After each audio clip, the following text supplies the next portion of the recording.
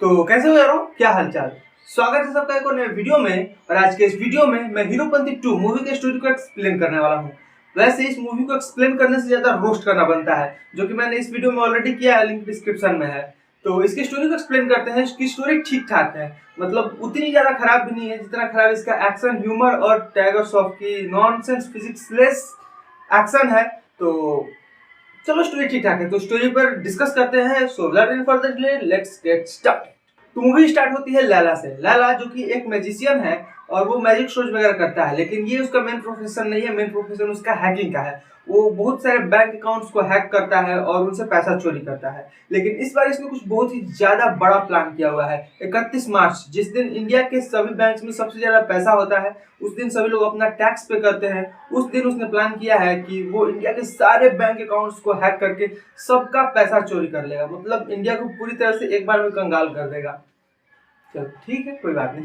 दूसरी तरफ हम लोग देखते हैं टाइगर श्रॉफ को, जो कि एक किसी फॉरेन कंट्री में रह रहा है और उसको हद से ज्यादा शरीफ होने की वजह से उसकी जॉब से निकाल दिया जाता है।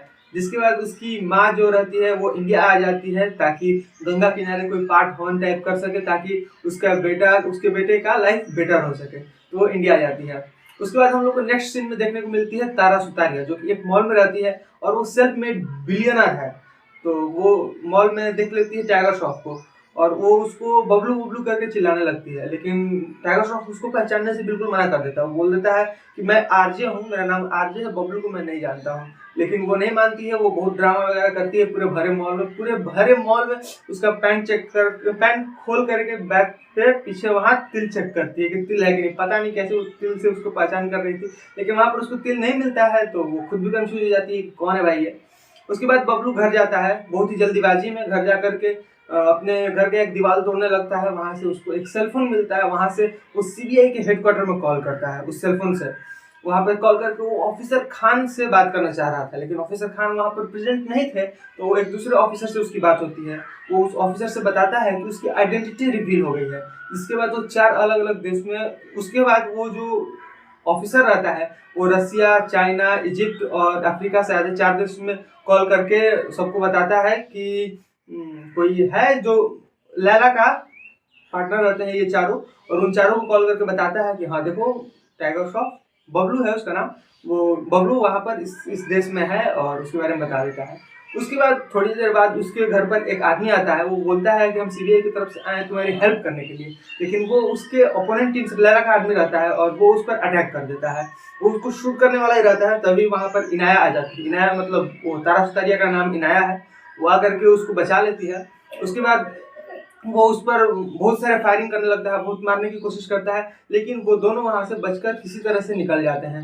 फिर वो उसका पीछा करता है। उसके बाद ये कार वाला एक्शन सीन तो आपने देखा होगा ट्रेलर में, ये वाला है शायद।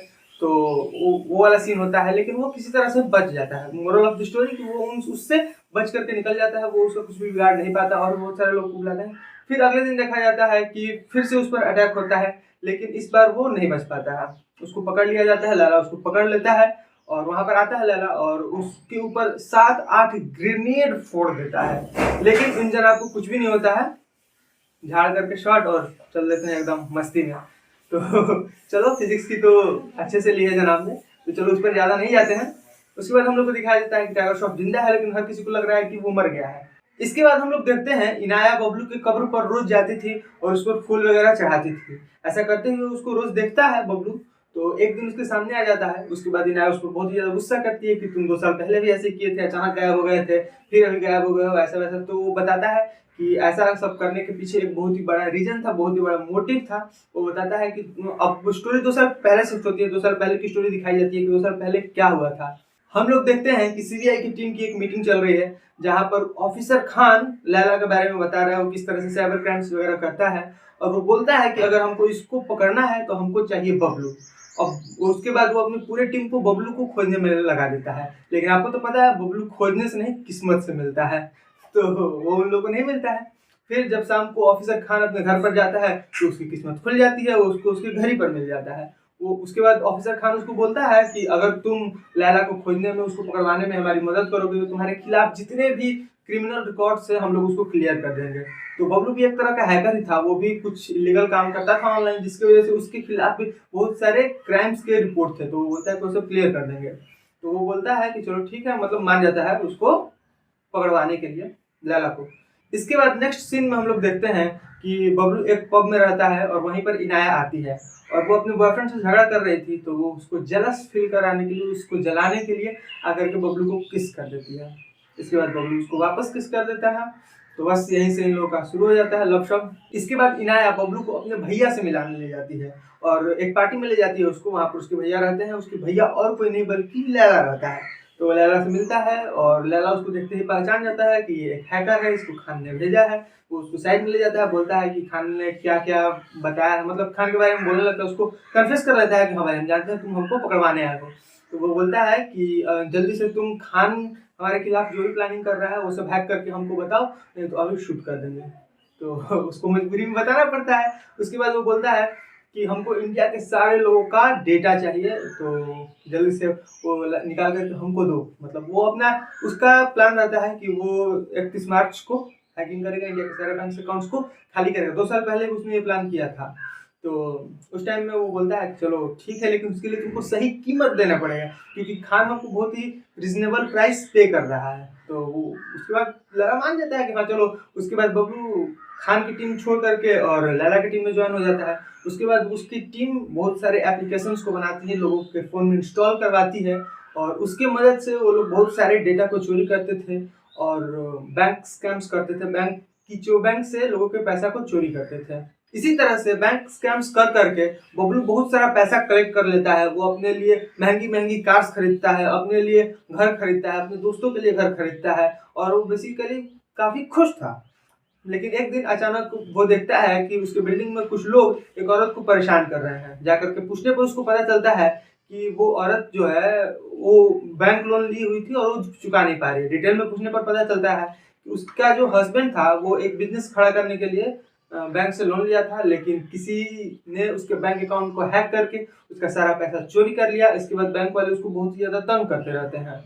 फिर उसको पता चलता है कि ये बैंक स्कैम किसी और ने नहीं किया था, उसने खुद किया था। मतलब बबलू और लैला की टीम ने ही उसके पैसे को चोरी किया था। इसके बाद वो उसको बहुत ही ज़्यादा बुरा लगने लगता है क्योंकि उसकी वजह से ऐसा सब कुछ हो रहा था।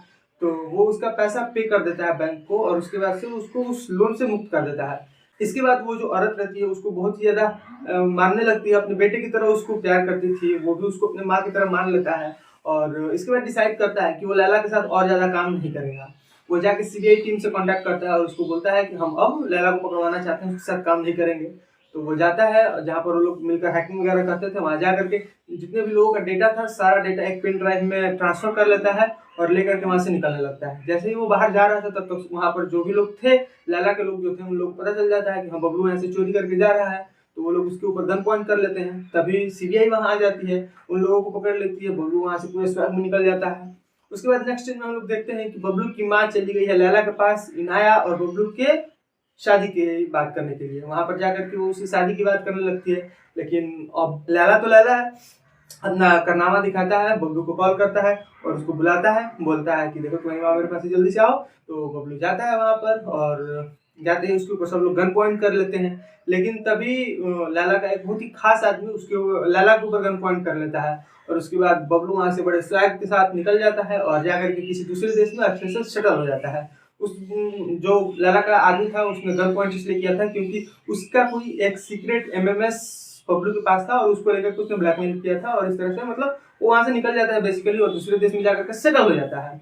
इसके बाद कहानी प्रेजेंट टाइम में शिफ्ट होती है। बबलू बताता है कि आज 2 साल बाद कंडीशन वही हो गया है। मतलब आज से 2 साल पहले भी तुम्हारे भाई ने ऐसा स्कैम वगैरह करने की कोशिश किया था, उसके साथ हम भी उसके साथ इन्वॉल्व थे और अब फिर से वो ऐसा ही कुछ स्कैम करना चाहता है, लेकिन इस बार हम ऐसा होने नहीं देंगे। इसके बाद बबलू लैला के चारों पार्टनर्स को मार देता है जो कि इजिप्ट, चाइना, रसिया और अफ्रीका में रह रहे थे। उन चारों पार्टनर्स को मार देता है। लेकिन जब पता चलता है कि चारों पार्टनर्स मर गए हैं तो लैला समझ जाता है कि ये सब किया जा रहा बबलू का ही है।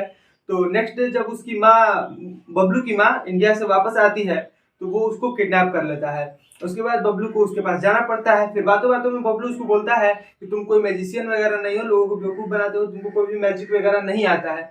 जिसके बाद लैला अपना मैजिक प्रूफ करने के लिए उसकी माँ को 10 मिनट के लिए बेहोश कर देता है। उसके बाद बबलू बोलता है कि तुमने मेरा काम बहुत ज्यादा आसान कर दिया है। मैं अपनी मम्मी के सामने ये सब लड़ाई झगड़ा नहीं करना चाहता था क्योंकि उसके नज़र में मैं बहुत ही शरीफ सा सीधा साधा बच्चा हूँ।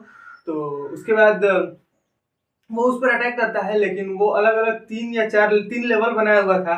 उन तीनों लेवल्स को पार करना था बबलू को, वो भी सिर्फ 5 मिनट में, क्योंकि 5 मिनट बाद जो भी इंडियंस का पैसा था सारा वो लैला के अकाउंट में चला जाता। तो वो 5 मिनट समय मिलता है उसको, 3 अलग अलग लेवल्स को पार करता है। पार करके जाकर के कंप्यूटर को बंद कर देता है, और उसके बाद लैला को किसी तरह से एक चेन से बांध देता है, उसके ऊपर ग्रेनेड फोड़ देता है, और वही पुराने स्टाइल में उसको मार करके वहां से निकल जाता है। उसके बाद वो नया से शादी कर लेता है, स्टोरी खत्म। और अगर आपको ये स्टोरी पसंद आई, मेरा एक्सप्लेनेशन अच्छा लगा, तो मैंने ऐसे ही बहुत सारे वीडियोस को एक्सप्लेन किया हुआ है अपने चैनल पर, इधर या इधर कहीं तो आ रहा होगा, आप देख सकते हैं। इन सारे वीडियोस को देखने के लिए आप मेरे चैनल को विजिट कर सकते हैं। अगर हमारा एक्सप्लेनेशन वगैरह जो भी अच्छा लगा तो चैनल को सब्सक्राइब कर सकते हैं, वीडियो लाइक कर सकते हैं, इंस्टाग्राम पर फॉलो कर सकते हैं। और देखो ये चैनल जो है ना अपने यारों दोस्तों वाला है, तो यारों दोस्तों की दोस्ती बने रहे तो सब्सक्राइब करना तुम्हारी जिम्मेवारी है, सब्सक्राइब हो जाना चाहिए।